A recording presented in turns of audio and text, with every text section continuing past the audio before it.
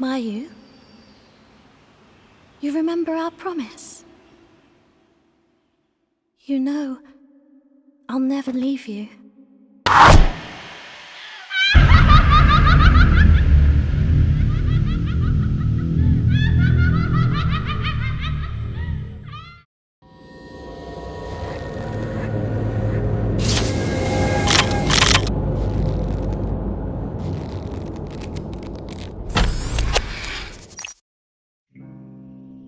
What are you doing crawling around down here in the depths of horror gaming? Come to think of it, what am I still doing here? I hadn't exactly planned on making Project Zero into a full series retrospective when I started playing the first game for my Halloween video, but first playing, then researching and writing about it was so interesting that I couldn't just have one and leave it at that. I mean, imagine coming home from a long day at work, thinking you've got to cook for yourself, only to open the fridge and find half of last night's takeout pizza that you'd forgotten about sitting there waiting for you. You don't just take a couple of slices and leave it at that, do you? No, you thank your past self for the care and gorge yourself on the offered feast. Well, that's what it feels like for me when I realize there's a whole trilogy of PS2 survival horror games that I left untouched for 20 years, complete with fixed camera angles and tank controls, and a unique risk-reward combat system that's loaded with potential. On top of that, Zero 2 is considered to be the fan darling. It's just something about Part 2s with this genre apparently, and it got a lot of TLC for its Xbox port, and a much more updated remake, albeit one that's strapped to the Nintendo Wii of all things. Now, I'm not some kind of Wii hater by any stretch of the imagination. I mean, my Wii is right here, and these are the games I enjoy playing on it. However, the motion control hype train has finally ground to a halt, and the world has moved on, with even Nintendo seemingly admitting it was a one-and-done deal. This leaves the games designed around those motion controls in a questionable state though. I think a lot of them could easily transfer to analog stick controls, certainly Project Zero could, and I really hope it happens one day, because I wouldn't want the world to finally be deprived of this absolute gem of a game forever on the day the final Wiimote dies. And if that doesn't clue you into me really liking this game, then let me spell it out for you. I absolutely love both iterations of this game, and I completely understand why it's the fan favorite. Though I do still have to play the third game yet, so that might change later. But I can see why it's so well loved, and why it got the remake over the first. In fact, playing this game actually helped me formulate my opinions about the first game much better, and softened my overall critique of some of the more broken elements. This is because, well, these two are basically the same game. No, I'm not being dismissive here. What I mean is that, given the lengthy development cycles of games compared to most other media, the final game you put out is rarely the game you started out making. There can be plenty of reasons for this, but in larger studios, two of them are budget and deadlines. A AAA game is generally a smaller game sculpted from a much larger idea. Many mechanics, story beats, or location ideas are often left on the cutting room floor, or filed away to maybe be explored later in a sequel. So seeing just how similar the story, setting, and themes to Project Zero 2 are to the first game, it really feels like Makoto Shibata and Keisuke Kikuchi just got to spend 2 more years turning the original Project Zero into the version of the game they'd always dreamed it could be. And while there are some issues, especially in the earlier PS2 version, that extra time transferred into passion that shines through in almost every element of this game. So let's sharpen up our scalpels, or in this case, we might need a chainsaw to really dissect this one, and see if we can't figure out how they did it. This is Shinku no Cho, The Crimson Butterflies.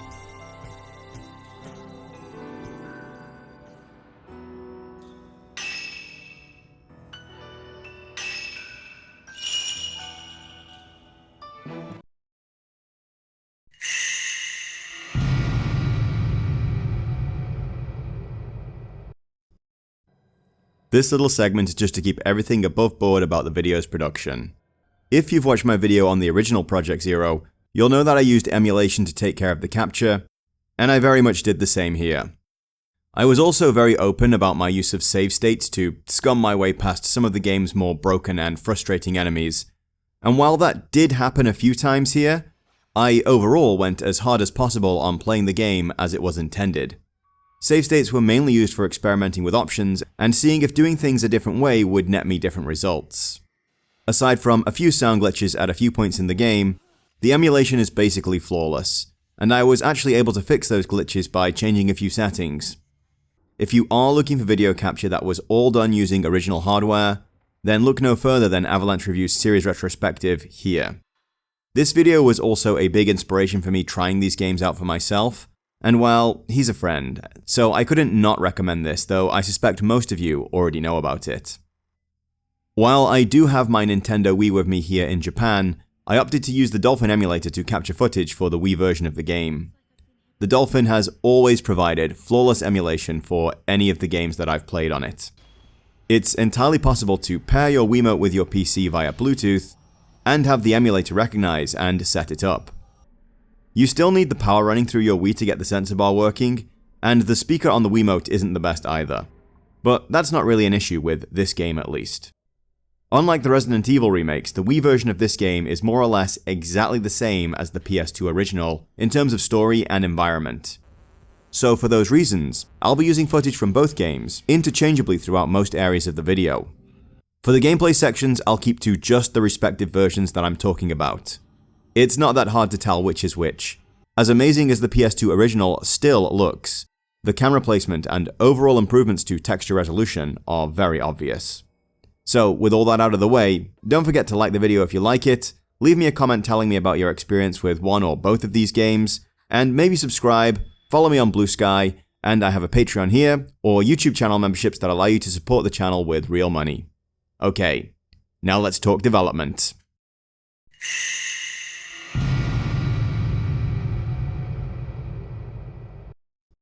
While with the first game it was a kind of perfect storm of ideas and timing that got it greenlit and took it in the direction it went, this time it was as simple as the previous game being very well received, and the creators being given the freedom to pursue a sequel.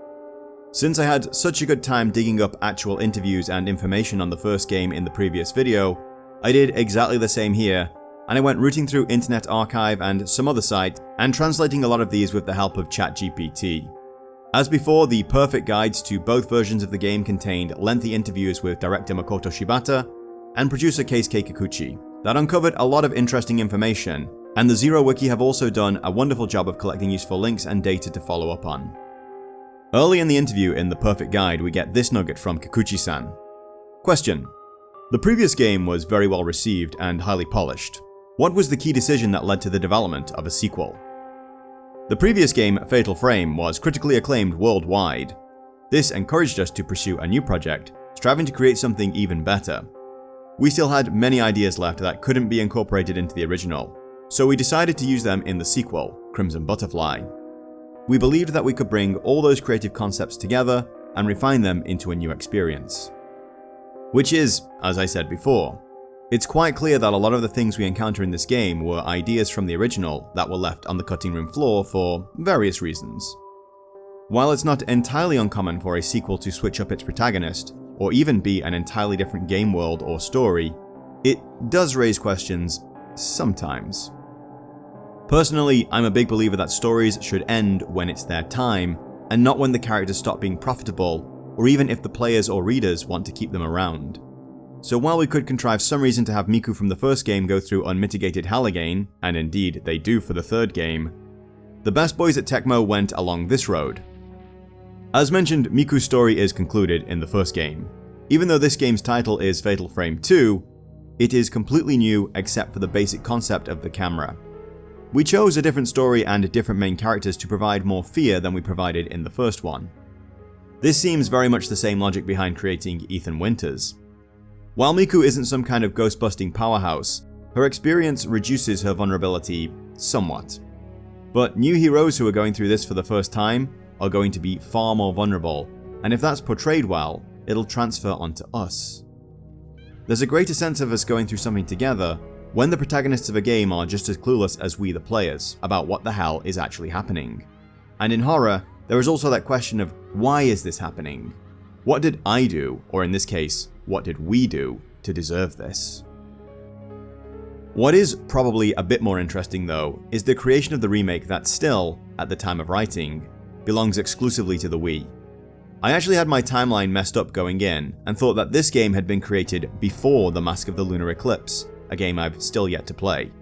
But it was sometime after the release of Lunar Eclipse that this was released. That actually explains a lot. There's a considerable level of polish here that might not have been present had this been the team's first outing on the Wii or with an over-the-shoulder camera view. Kikuchi and Shibata proposed a remaster of sorts to Nintendo after the release of Lunar Eclipse as a way to focus specifically on the gameplay side of development and not have to spend time contriving a new story to capture their audience with. So you may then be wondering, well, why did it take 4 years to make? Well, it was Nintendo who stepped in here and did something good. Here's a little excerpt from another interview. But Nintendo counterproposed, saying, "Rather than just releasing them as is, let's add new value and take the time to create something solid." So we rethought our plan and decided that remaking Crimson Butterfly, which had a particularly strong fanbase among the series, and treating it as a quasi-new work, might have more potential for development. And that's pretty damn cool. While Nintendo can be, let's say, unreasonable at times, there's no denying their commitment to the quality of games they put out. While the GameCube had been something of an adventure into doing what the other consoles were doing at the time, both the N64 and especially the Wii were Nintendo showing the world that they didn't have to take part in a console war or a graphical arms race, because what they had to sell was something you couldn't get anywhere else. And they've been riding that train for a long time now.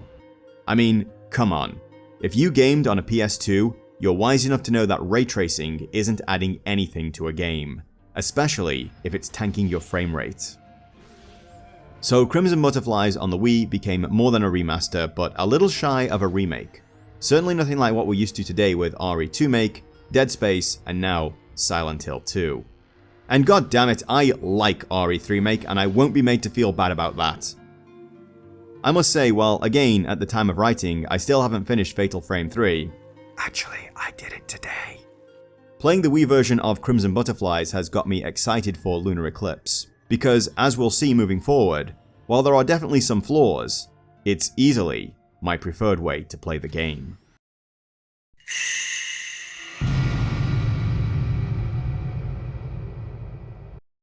So while we do have a couple of strikingly different versions of the game to address in the gameplay section, we don't have anything like the folklore deep dive that I took in the last video.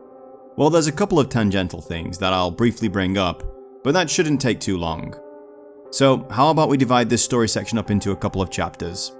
I'll do a more or less spoiler-free overview at the start, then we'll go into a mid-game spoiler section where we'll talk about what actually happened to create the current situation for Minakami or All Gods Village. However, I will say up front that just like the first game, it's impossible to dive into what this game is about with any great detail without knowing how and why the Lost Village became lost and its former inhabitants became angry ghosts. So if you are looking to do something close to a blind run, this probably isn't the video for you. At best I'd say yes, of course I recommend this game, and you can check the gameplay section if you want to know which version is best for you. Endgame spoilers and my overall feelings on the larger symbolic meaning will be kept until their usual spot, after the gameplay section and before the conclusion. So, let's jump in. When I said that Project Zero 2 feels like what the first game might have become if it had been given a bigger budget and a couple more years of development, it's because their stories share a lot of common points. They both deal with siblings trapped in a kind of legendary haunted location, and the narrative concerns a powerful dark force that is, usually, held at bay by a shocking human sacrifice that includes ropes and strangulation. The most recent of these sacrifices went wrong for various reasons, and the dark power rose up to swallow the location and trap everyone there and every soul who enters from that point on in an awful fate forever. So our protagonists are on a mission to escape the same fate at the hands of all these suffering spirits, or perhaps something even worse that exists at the very heart of all of this. While Project Zero 1 took place exclusively in a single large-ish house, the sequel takes place in a village, and while all the small details are shuffled around enough that it feels like an entirely original story, there's enough of the story that came before it for it to feel like this one was built on top of that one, or that possibly a lot of this was cut from the first one. Not only does Project Zero 2 take a lot of story beats from the first game, it also uses all my favorite storytelling devices from it. That is to say that the story unfolds in a kind of disjointed way by uncovering several smaller stories of the people that either came or lived here before us. Around the environment we find plenty of notes and journals, and in this game, instead of old school cassette tapes, we get these very cool stones that contain the memories of ghosts. These can be placed into this spirit radio device and provide us with some flavour to what actually happened here. All of this information comes to us in a fairly disjointed manner though, with multiple threads being uncovered at once and not in any particular sequence, meaning you won't fully grasp what's going on here until sometime near the very end, and by that point, you can only hope you've still got a chance to escape. There is an actual friendly NPC in this game in the form of Itsuki, who keeps calling our protagonist Yaya for some reason. While we have to talk to him to progress certain objectives, he doesn't have a lot to say lore-wise, and our girls aren't doing too much to engage with him either. So, as before, our story is something we piece together through notes and our environment. So, let's take it from the top. Our opening cutscene is a little vague to be fair, but we start with our protagonists, the twin girls Mayu and Mio Amakura, hanging out in a forest somewhere in Japan. There's a lot going on here with flashbacks concerning the girls playing in this area, and Mayu taking a very serious fall along the way. At the start I was actually expecting them to come out and say that Mayu actually died during this scene and she's been a ghost all along, but maybe I've played a few too many Silent Hill games at this point. Mayu survived the fall but now seems to have a permanent disability from the damage, meaning that she walks with a limp and can't run very fast. Feeling responsible for her sister, Mio swore to stick by her and take care of her as best she could, and the two have developed a very strong bond ever since. This area where they used to play together as kids will soon be flooded as part of the construction of a new dam, and the two are enjoying a final day of nostalgia together, and all seems really well, right up to the point that Mayu gets pulled away from her sister by beautiful bright crimson butterflies, and Mio has to give chase. At the point when she passes a small guardian statue right here, she enters a far more dangerous world. Day turns to night in a heartbeat and Mio finds Mayu standing atop a hill overlooking the lost village.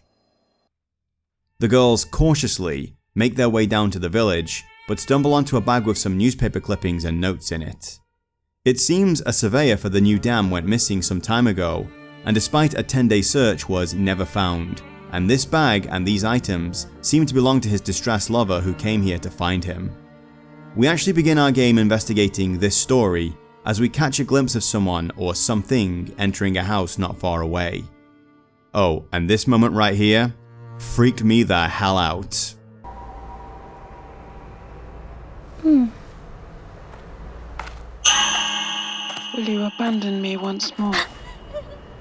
Our opening area is a small space called Osaka House, but it's a great little tutorial space that uses the game's slow pacing to gradually build to a powerful climax. We get our first hint that Mayu, possibly due to her near-death experience, is somewhat sensitive towards spirits. As we explore the house we find journal entries from a woman named Miyako Sudo, the lover of the surveyor, Masumi Makimura. We learn that she came here looking for him and became trapped in this strange, eternally dark purgatory, with her only company being the faint echoes of people outside conducting some kind of ritual. It seems she is able to make contact with her lover, but their final meeting does not go well. Fortunately, only moments before this angry memory of a person lost and betrayed comes to attack our girls, Mio finds the one thing that can give her the power to fight back. It would seem that sometime prior to whatever happened here, a folklorist had come to learn more about the local legends surrounding this place, and he brought with him one of the camera obscuras that can both see and exorcise ghosts. Our opening chapter ends with Mio falling unconscious, as using the camera can take a strain on the user, and while she's out cold, Mayu hears a call and runs off to answer it. And now Mio must find her sister so that together they can try to untangle the mystery of what happened here in All God's Village, and hopefully escape before something truly terrible happens to them. But just as with the first game, this isn't a story where they all get to live happily ever after.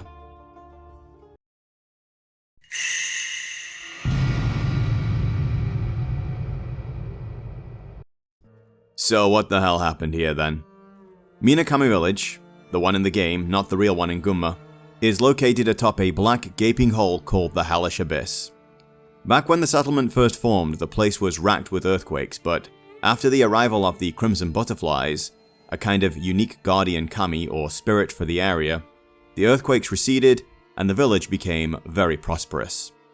The people there are all deeply religious in their own flavor of Shinto, and the village elder was the high priest. Because of its location, Minakami Village was more isolated and somewhat more trapped in the past than other areas of Japan. And look, I think we've all seen enough horror movies to know what a massive red flag this is. So, what are these Crimson Butterflies? Well, they come from a ritual that was discovered, or perhaps invented, to keep the hellish abyss appeased and calm. Actually, I'm going to go with it was communicated to one of the first high priests by this thing. Essentially, twins would be prepared for the, honor, I guess, of performing the ritual. This boils down to the older twin strangling the younger twin and then casting their body into the abyss. If this sacrifice is accepted, then the dead twin will become one of these Crimson Butterflies and will be able to both join with their older sibling and protect their home until such a time as the abyss gets hungry again. In the event that a sacrifice fails or no twins are available, there's an alternative method wherein an outsider will be tortured to death in an elaborate rope crush and cast, still alive, into the pit. The more this unfortunate soul suffers prior to his execution, the more satiated the abyss will be. This poor unfortunate is called a kusabi, or a wedge. Basically a doorstop. While this disgusting practice kept the village safe and prosperous for a long time, twin boys named Itsuki and Mutsuki, who were the next in line for the ritual, were able to see through what I can only think of as cultish dogma, and felt this wasn't some great honor being bestowed upon them, and made plans to escape. However, they realized that in doing so, they'd basically be passing the buck onto the younger twin girls in the village, Saya and Yaya. Rather than have them face such a terrible fate, the two boys went through with the ritual, but the darkness in the void wasn't satisfied this time, and it would seem another sacrifice would have to be offered anyway. Itsuki, having been traumatized by his actions and whose hair turned white after the ritual, vowed to help Saya and Yaya escape the village. It was around this time though that the folklorist Seijiro Makabe came to learn about the legends surrounding the village and was welcomed with open arms, right up to the point he was thrown into a cell and locked up to be prepared to become a kusabi and satiate the darkness. This ritual failed too, and that meant the only chance the village had were the twins Saya and Yaya. And so Itsuki, who was no doubt even more against this butchery after his own ritual had provided nothing but lifelong personal trauma, conspired to help the girls escape. Unfortunately, Saya didn't make it, and while Yaya managed to flee to safety, Saya was dragged back to perform the Crimson Sacrifice alone. It did not go well. And so the darkness of the abyss and the rage of the Kusabi and Saya emerged and took what it felt was owed from them all, trapping the village in darkness forever. So now, I think you can understand the significance of Mio and Mayu turning up. In fact, a lot of the spirits here literally think that Mio is Yaya, the escaped sister, returning to finish what they started. Saya clearly is not happy with her sister for running away and leaving her to her fate, and takes possession of Mayu, and seems quite intent on having these two finish their ritual.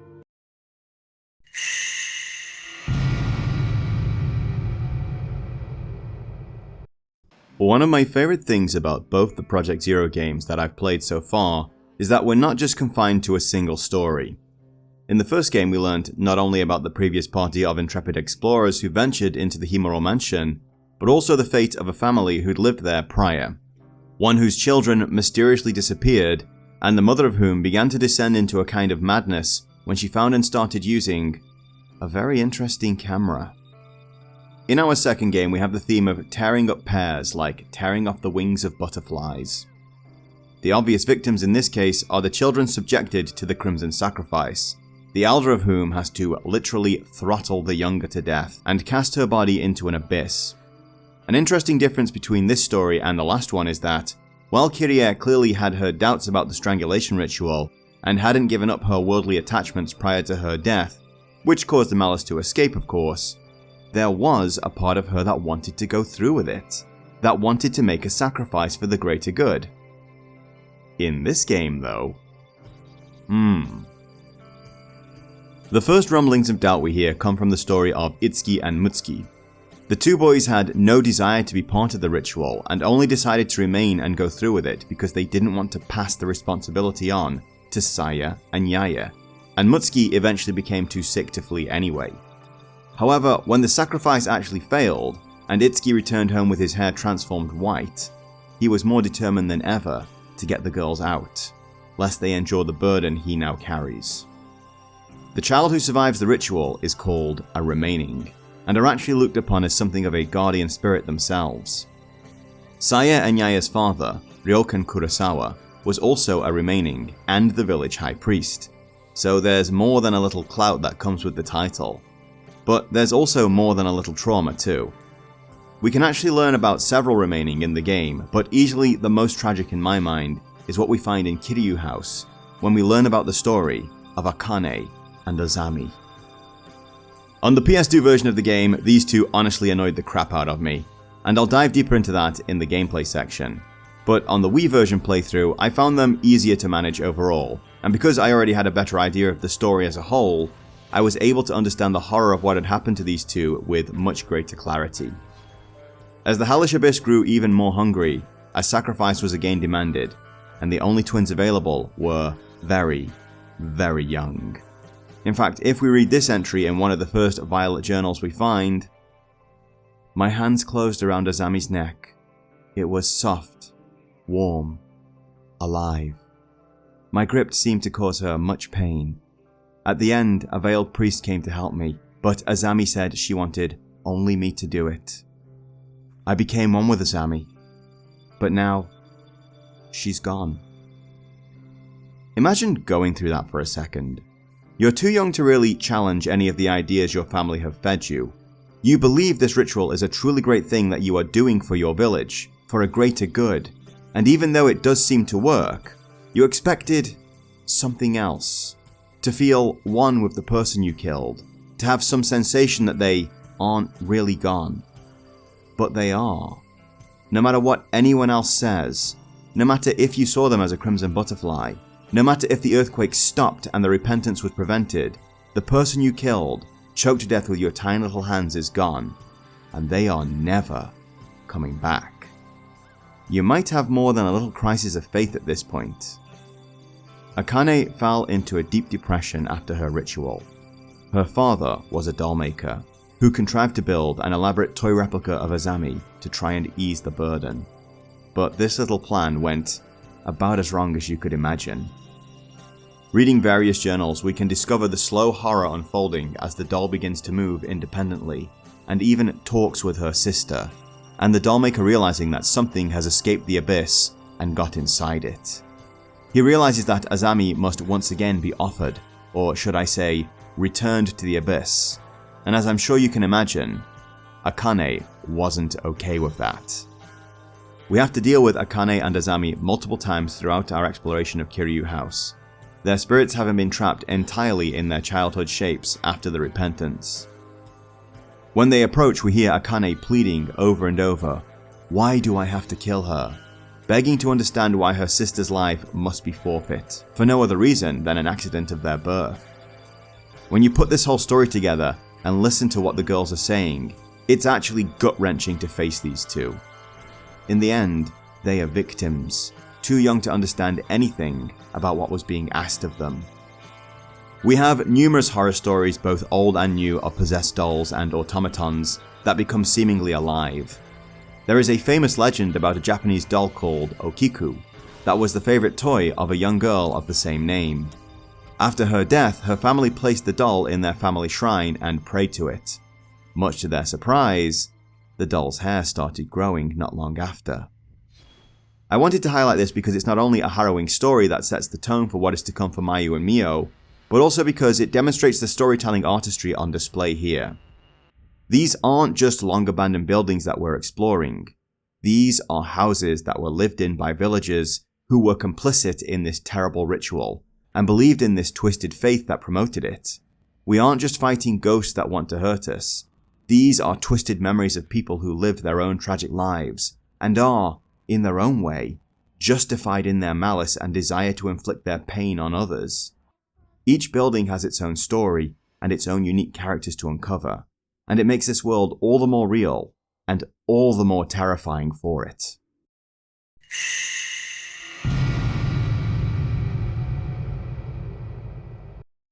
From the opening moments of the game, it's very clear that Shibata and Kikuchi's team were much better at using the PlayStation 2 technology than they had been when they developed the first game.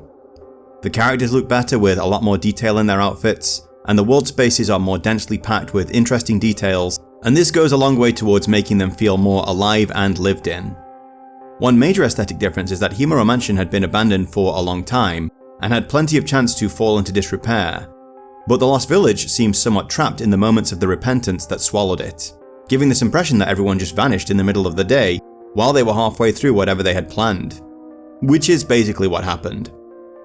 The first Project Zero released only a year after the console's release, meaning that developers still hadn't figured out how to extract the very best out of the chipset at the time. But another 2 years on the market, and the various teams within Tecmo no doubt sharing notes, saw the bar being pushed higher and higher, and as code became better optimized, so the visuals started moving forward in leaps and bounds. This game also clearly had more money pumped into it, as even the pre-rendered cutscenes are showing off smoother and sexier polygons. And while anyone with a sufficiently powerful computer, a copy of Blender and time to study could easily create better looking cutscenes than this at home in their spare time now, this stuff didn't exactly come cheap back in the PS2 days. Jump ahead to the Wii's pre-rendered cutscenes and the contrast is actually quite startling. While the Wii was sometimes, less than affectionately, called two PS2s duct taped together, these visuals and indeed the voice acting are on a whole other level. I will say here and now that PlayStation 2 Project Zero 2's voice acting is on a higher level than the first games, but still not something you'd expect from, say, a Hideo Kojima or Crystal Dynamics game. So jumping into the Wii version and hearing our girls' performances not only elevated in ability, but also having eloquent British accents thrown in for good measure, was actually a little jarring at first. Still, I'm not going to sit here and act like it didn't work.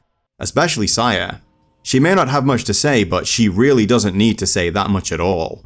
So, my elder sister means to abandon me once more.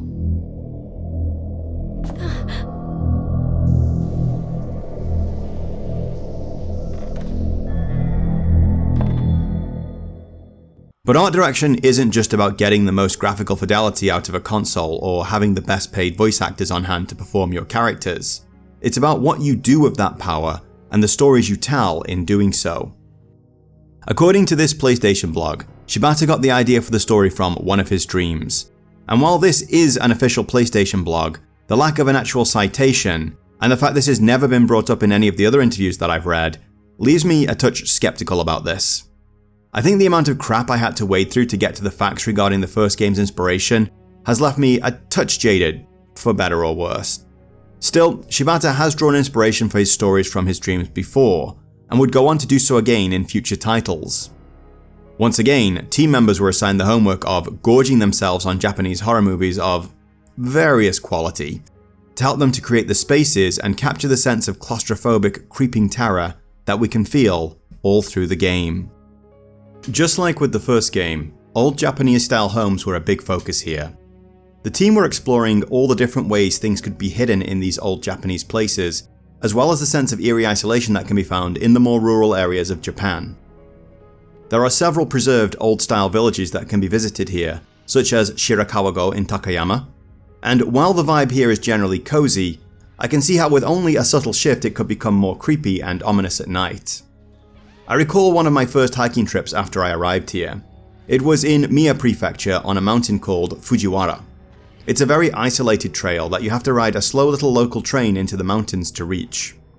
The houses in the village at the base of the mountain here are mostly empty, as they've most likely been inherited by people who live and work in the city and just come back to tend the gardens every couple of weekends and keep the place looking spiffy for when they retire for themselves.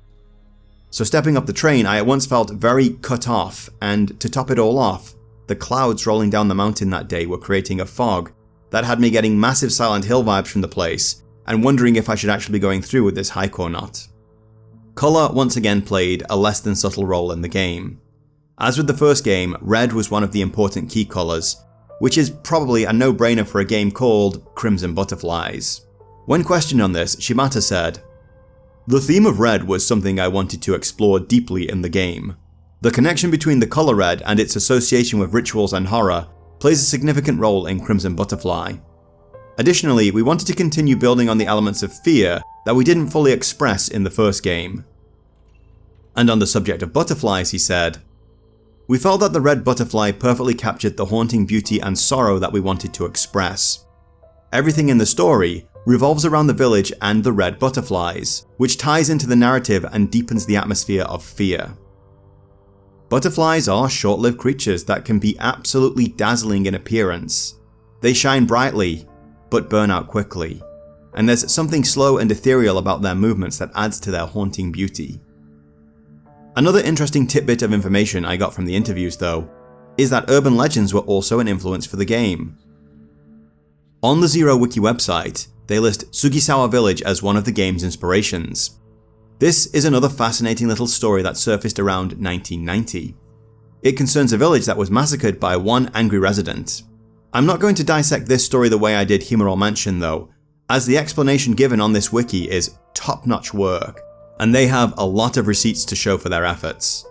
So I'll link the page down below if you're interested. Sugisawa isn't the only tale of a strange village that wanderers can stumble into in Japan. Another legend is that of Inunaki Village in Fukuoka. It's not cited as one of this game's inspirations, but if you do find this stuff fun to read about, well, here's another Google search for you to do. The ghost designs are once again kept relatively simple, with a focus on them being creepy versus disgusting. The twins Akane and Azami are absolute standouts in the way they slowly creep towards you, but I think this broken neck woman is equally disturbing. It's so simple in its design, and we all know that her head isn't supposed to be like that. The familiarity makes the vision of it so much worse, and it's something we'd lose had the team been more extravagant and monstrous with its designs.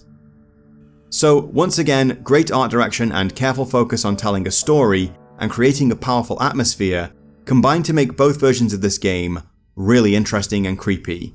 And while I'm definitely biased when it comes to PS2 aesthetics, I really can't say that this has aged badly at all.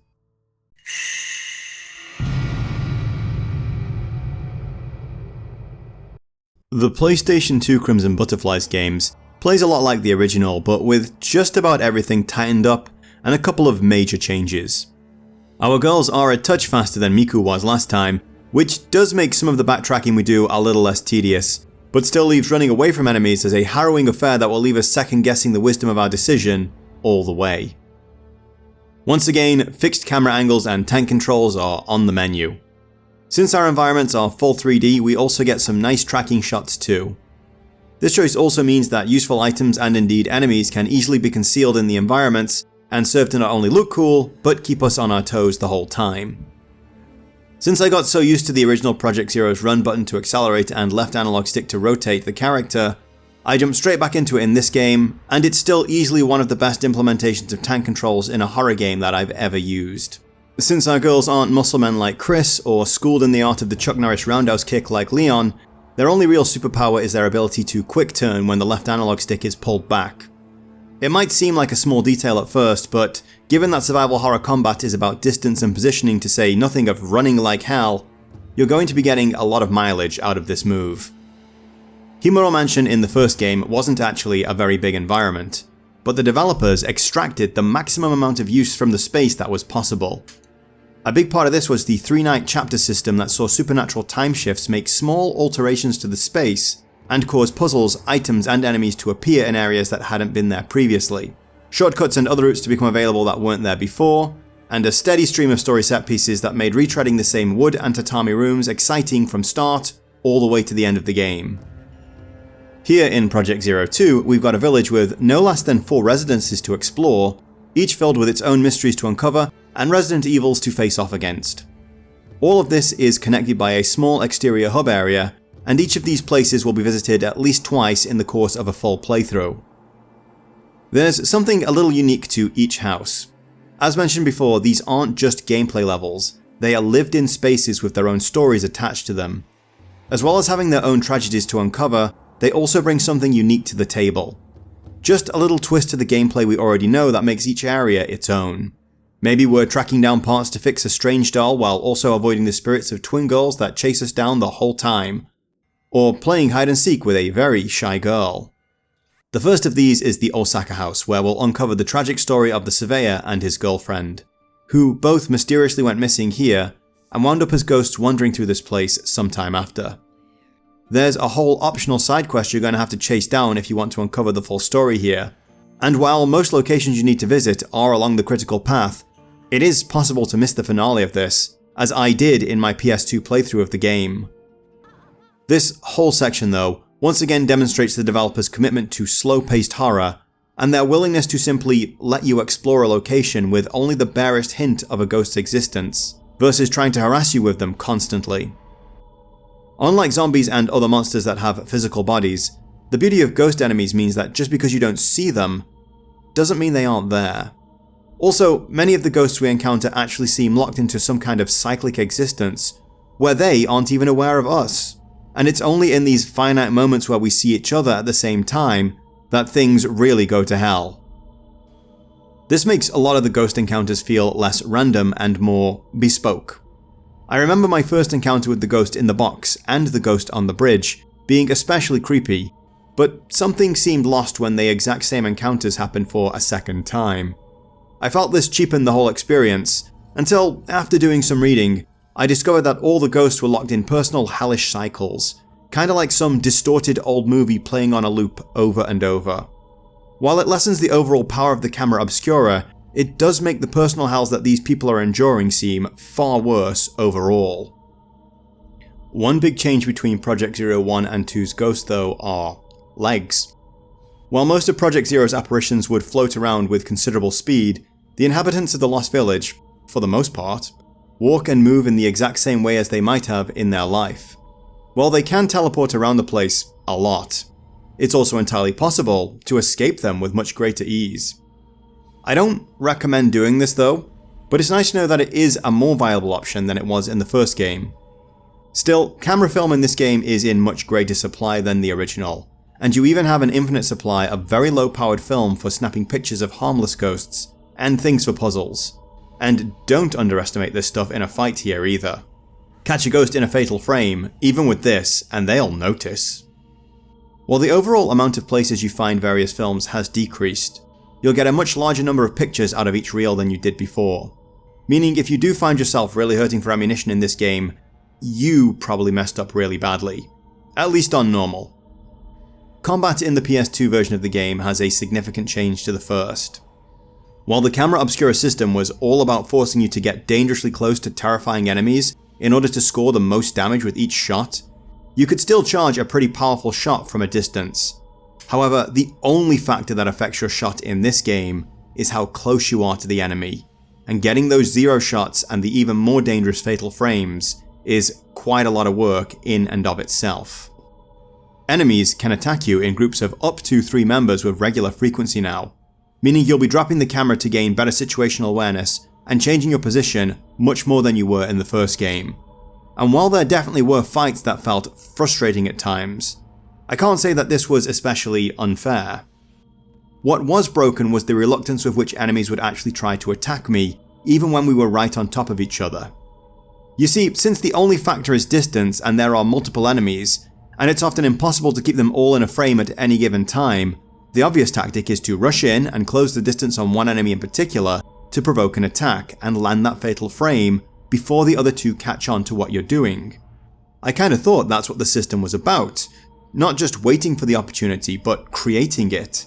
But so many times we just wind up dancing around in front of each other until I either got hit from something off camera, or I lost my nerves and dropped the camera to reposition myself.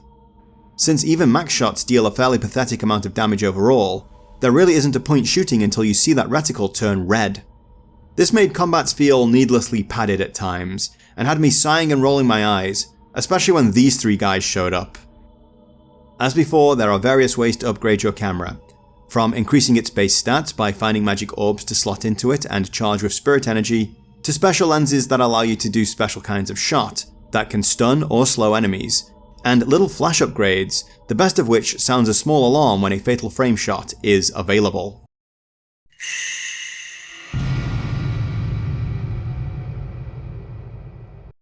So let's take this moment to segue into the Wii game and show off a few of the differences here, before finishing off with a few more interesting features unique to both games. The Wii's upgrade system is a little more involved, and in the course of a single playthrough, I only had enough spirit points to fully upgrade the camera and then plug a couple into some lenses. You can actually equip multiple lenses this time around, as they are divided into 3 categories and one of each is allowed. However, the energy cost of firing the special shot will increase with each lens you add.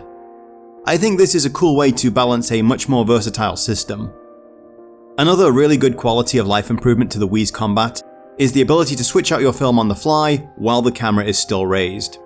In the previous 2 games you had to do this from the menu, which briefly took you out of the action, but this way keeps you locked in and lets you get tactical about switching to weaker film once you've dropped your enemy's health by a significant amount. Since I'd already done a full playthrough on the PS2 version and, as usual, hoarded all my good film for the big battle that never came, I felt I could be more liberal with my more potent film when dealing with certain frustrating enemies, and that definitely made the game a lot more fun. I've really got to stop making games harder for myself by hoarding items clearly meant to be used in and around the area you find them. Secondly, that fatal frame alarm is available right from the start, which is great because hitting those is what's going to open up your ghosts for a second and even a third combo shot in rapid succession. I only actually managed a few of these towards the end of the PS2 version, but I was knocking them out of the park in this one. Now, the Wii version isn't just the PS2 version with the cameras changed and upgraded textures. All of the geometry was rebuilt from the ground up for this game, as well as everything getting newer, shinier textures. The overall freedom of movement does help a lot with exploration and maneuvering, and I had a much easier time locating and keeping groups or pairs of enemies in front of me where they could all take damage from a single shot. I suppose the AI and spawning rules could have been altered based on audience feedback from the original release and the Mask of the Lunar Eclipse. Then there's the fact that I'm probably just better at the game now, but crowd control did feel easier in this version of the game. This version also has a lock-on function that makes managing single ghosts a lot easier, but can be a disadvantage when dealing with groups that you want to keep in a single shot. Another welcome return to the remake is that the camera charges just by keeping enemies in the frame now, and not solely by your distance from them. A closer enemy will cause a much faster charge on your shot than a further away one, and those fatal frames that you need to be in each other's faces for are still the best way to land the most damage and net the most spirit points for your camera upgrades. But I found combat overall a lot less frustrating in this version. There are a couple of choices here that irked me though. Quick turning on the Wii version is performed by shaking the nunchuck hard rather than pulling back on the left analog stick. On one hand, I like that Mio can now reverse her step while walking around, but on the other, quick turning now feels slower and less responsive overall. And frankly, I can't see any benefit to this movement being bound to shaking the controller at all. It really feels like Nintendo execs were just breathing down the developers' necks to make sure that their oh so unique and precious little controller was front and center the whole time. Another lesser gripe are the ghosts that can reawaken in a more powerful form after they've been defeated. It's not a terrible idea exactly, but it's something that happens with far too much frequency in the game. I know there's a lens that can reduce the amount of times this happens, but it's also scripted into basically every boss fight, and I just find it kind of annoying. You know, yay, I killed you! Oh, but now I have to redo the whole fight, and you do more damage. What kind of a reward is that? It was especially annoying when fighting off the surveyor and his girlfriend, which I know is optional, but that area where it happens is so small, and they both teleport around so much that it was bordering on unfair as it was without that being added into the mix. Still, that fight is at least optional, and I wouldn't accuse a Final Fantasy super boss of being unfair because I have to be close to max level to defeat them, when I can just not fight it if I don't want to. But that's nothing. But that's nothing compared to the horrors that lurk beneath the trapdoor. Or rather, it's only a mild annoyance compared to the ghost arm, because that thing was almost deal-breaking. Early in the game, we discover that picking up an object isn't a simple matter of pressing a button and getting the item as it should be. Instead, you have to hold the action button and go through a slow animation of Mio reaching out to pick it up. At the time I thought this was another forced motion control moment mandated by Nintendo executives. I sat there thinking about how many items there were to pick up in the game, and considered if they were serious about making me go through this every time, and I got a sinking feeling when I realized they were going to make me go through it, not only for that, but for opening drawers and cupboards as well. I had a feeling this was just going to be some weird jump scare mechanic, which is really antithetical to how Project Zero handles horror all things considered, but I had no idea how bad it was actually going to be. The kicker comes just after your first boss fight in the Osaka house, when you go to pick something up and this thing emerges from nowhere. Yep, they've made picking up an item into a mini reaction game, one with real consequences that can really affect your health, and as such your available healing items. I cannot for the life of me understand how this utter travesty in game design made it into a final polished game. Like, are you people serious? Every time I pick up an item, I am at risk of losing a not insignificant portion of my health trying to do so. And for what? Cheap jump scares at the best?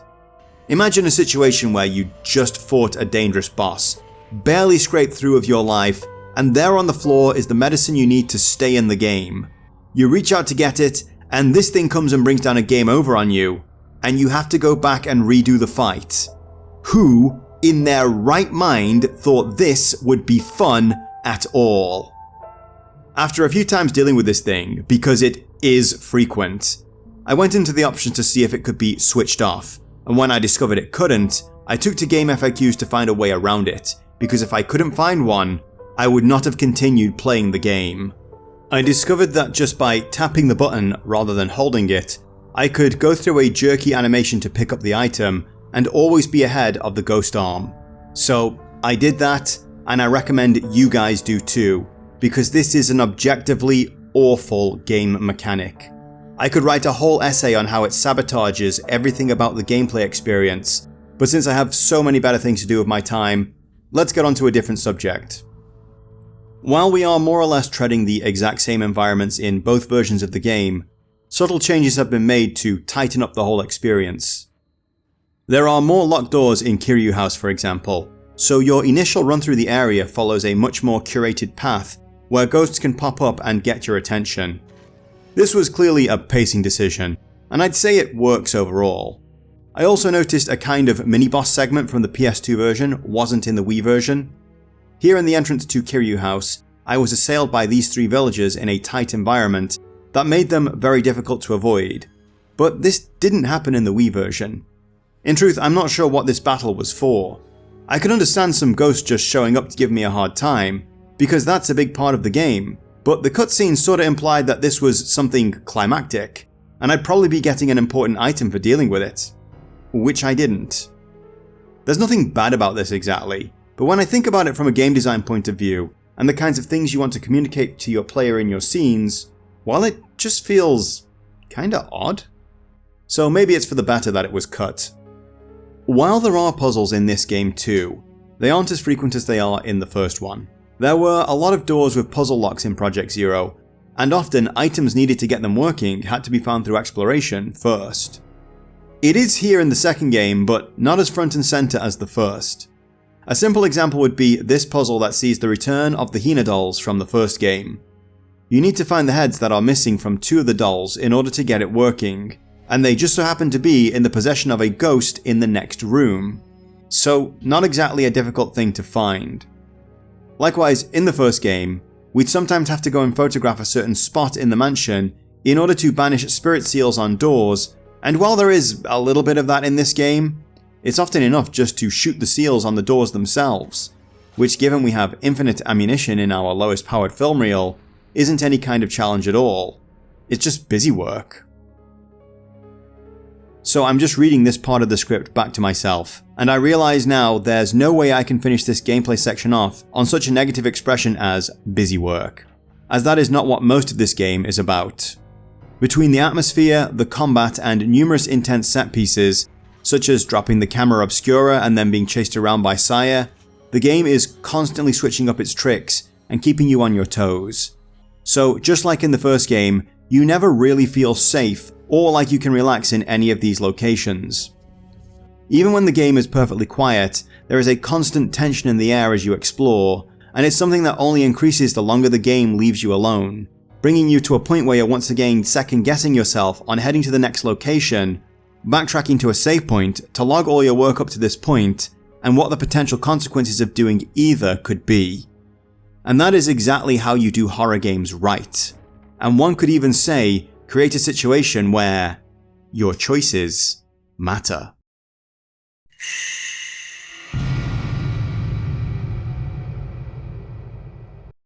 While there are multiple endings to this game and more were added for both the Xbox port and the Wii Master, there is one official canon ending.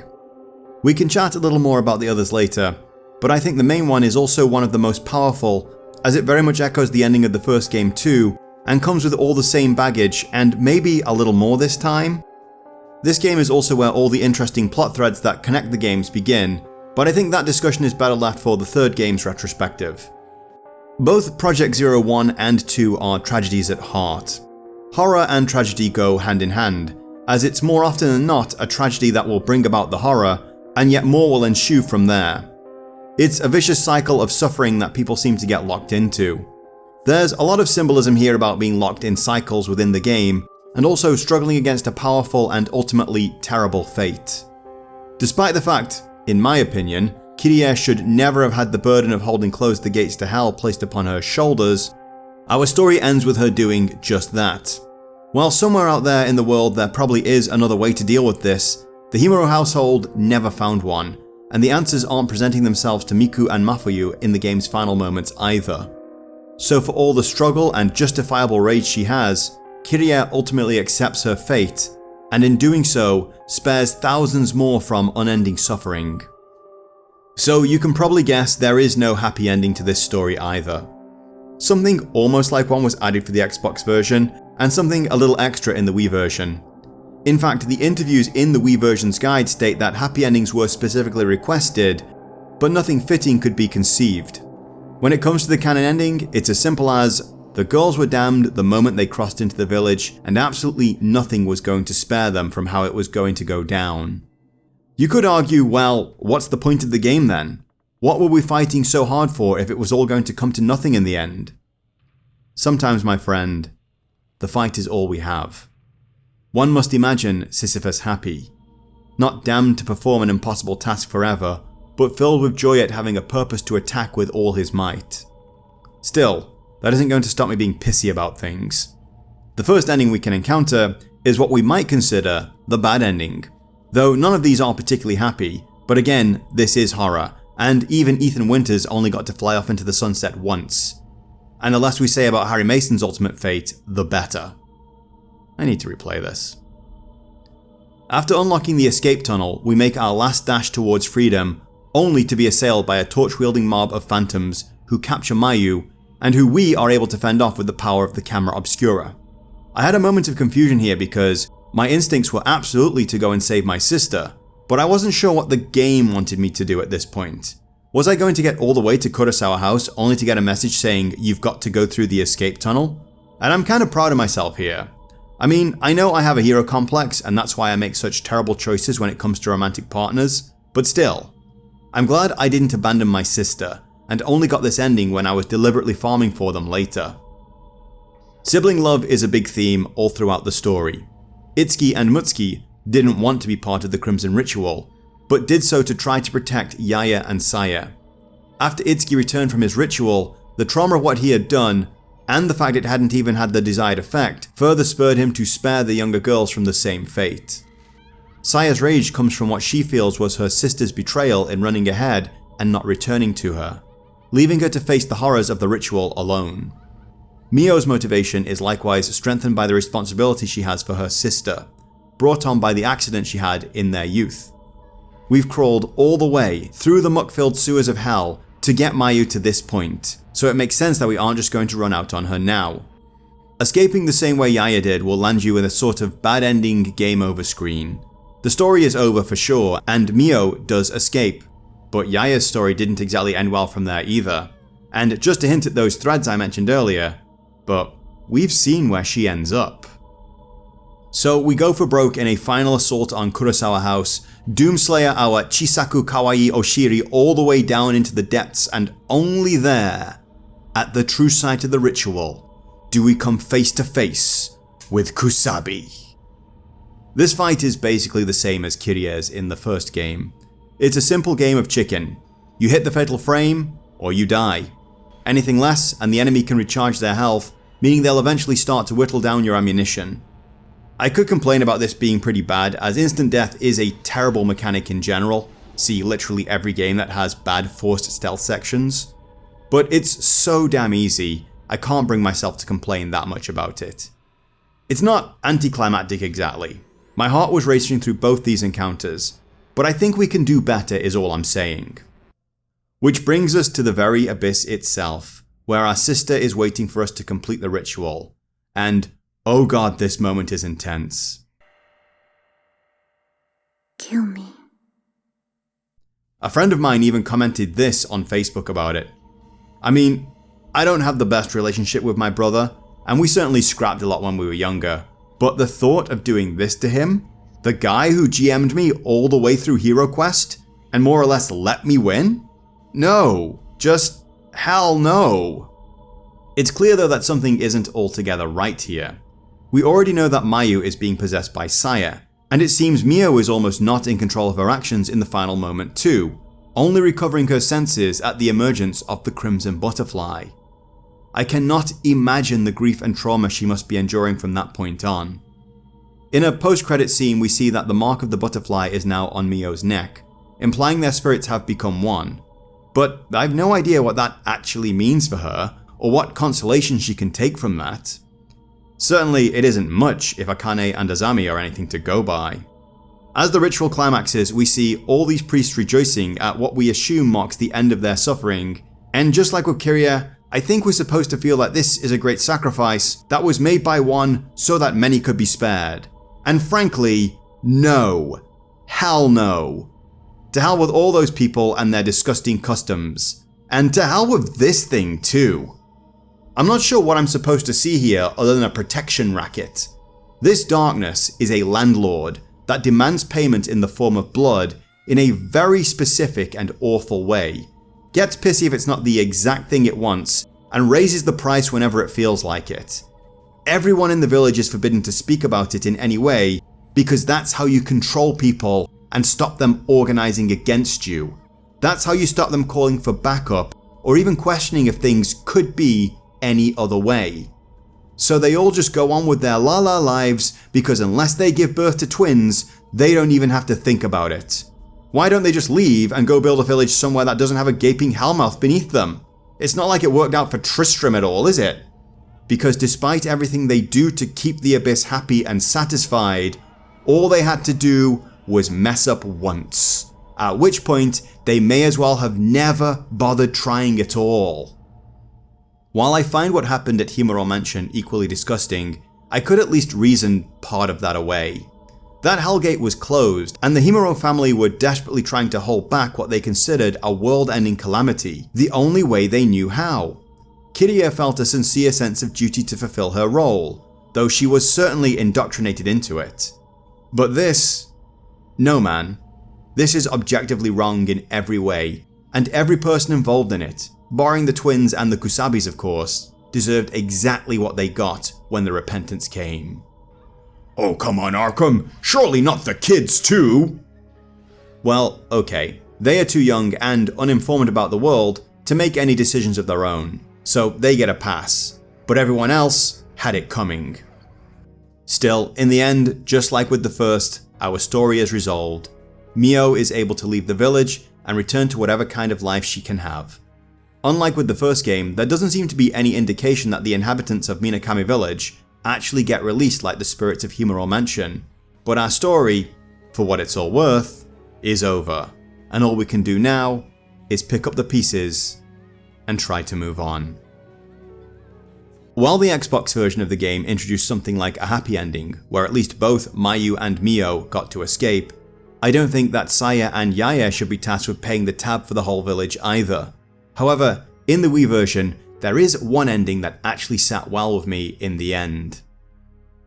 Access to the various endings in the Wii version of the game depends largely on some of your actions in Chapter 8 and how you go about dealing with the final boss. I kinda like this, if I'm being honest. It sort of annoys me when all possible outcomes to a game are available right up to the end and only your last couple of choices matter. While Chapter 8 is pretty late overall, you will be locked out of certain endings by not taking Mayu to 4 locations and seeing 4 extra cutscenes. After that, it's all about how quickly you finish that final battle. This decides if you're in time to stop the second repentance, or too late. And being too late gives you the festival ending. In this ending, Mio takes too long to defeat Kusabi, something you have to orchestrate as he's actually really easy to beat. So there's no time for a new sacrifice.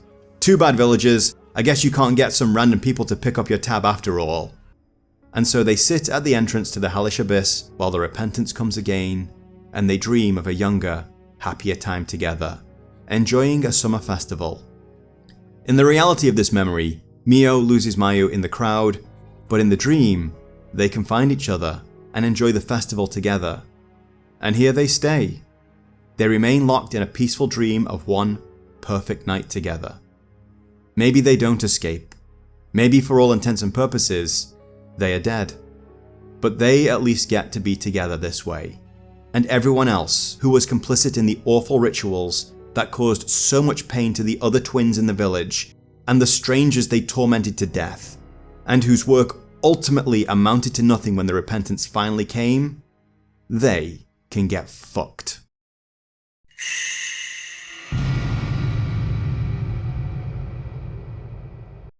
While the entire experience of playing Project Zero 2 was absolutely incredible, I have to recommend the Wii version over the original PS2 version. While I love those old fixed camera angles and controls with a pad are objectively better to a Wiimote, there's just too many improvements overall not to take this route. Absolutely cheese your way through the item pickup minigame though, because it's terrible. One reason to play the PlayStation 2 version though might be to have a greater appreciation of the unlocked camera in the Wii version and the greater level of exploration it provides when you get to it after.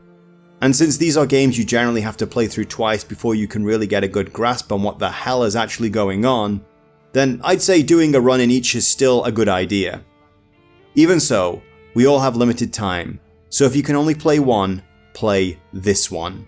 The combat improvements make it easily the best and most polished version of Project Zero 2, and certainly the best version of this series I've played so far. This game is awesome though. Once again, both the story and the storytelling devices used elevate it to the level of something truly special. A journey worth going on, to an ending that will leave you dumbstruck, and maybe a little teary-eyed in with it. I could easily see myself replaying this on a regular basis as, like most survival horror games, it doesn't wear out its welcome and, much like with games like Silent Hill, despite having explored this village twice already, there's this nagging feeling that there's still something I missed, some deeper mystery to be uncovered that needs just one more trip to find. This is great storytelling and great gameplay. The Wii version does a lot to remove some of the more frustrating elements of the PS2 version, even if it does bring in some of its own. I really hope this gets a real remaster and a Steam release one day. One that at least gives you the option to remove the dumb ghost arm minigame from picking up every single item, and fixes the quick turn issues with this version. Honestly, I'd say once those are taken care of, and it can be played with a pad, we're looking at more or less a perfect iteration of this story and mechanics. Once again though, this game shines through in its atmosphere and overall horror effect. There is never a moment in Project Zero 1 or 2 where I really feel safe. The use of ghosts and the slight RNG on their spawns really makes you think about the routes you take around the map, and some of the more intense close quarter battles you can stumble into are absolutely heart-racing. From the visuals to the sound to the camera obscura combat and all the different storytelling devices the game employs to suck you into its mystery, this is an absolutely incredible experience and a must-play for all fans of horror gaming. So that does leave me wondering what the third game can bring to the table now. Obviously, the third and fourth games played a part in the refinement process for the Wii version of Crimson Butterflies. But I've heard it also helps wrap up what is effectively a trilogy for the PS2 titles. So I think it's safe to say we have at least one more ride and a few more photographs to take down here in the dark. Hi everyone. It sure has been a while, hasn't it? I decided to take November and December off because, while I still do this for the love of making things, the reception to my first Fatal Frame video was tepid at best. I've had such a weird year with my Ethan Winters video and a few others getting these random second leases on life, jumping up in numbers and exploding my sub count, but I still can't pull in a regular audience for releases. I've had girls send me mixed signals before, but YouTube is truly bizarre. I was also feeling that I'd been slacking off on the game dev side of things. I was hoping to be well into actually building my slice by the end of this year, and between messing around with engines and getting distracted, I haven't gotten even halfway to where I want to be. So yeah, I just needed a break. In the end, no one here is pressuring me but me. Even so, I can't help but do it sometimes. For now though, I'll sign off. We'll polish off this exploration of the PS2 Fatal Frames next, and then... well, we won't be running around in the dark, but we might take a run through the shadows.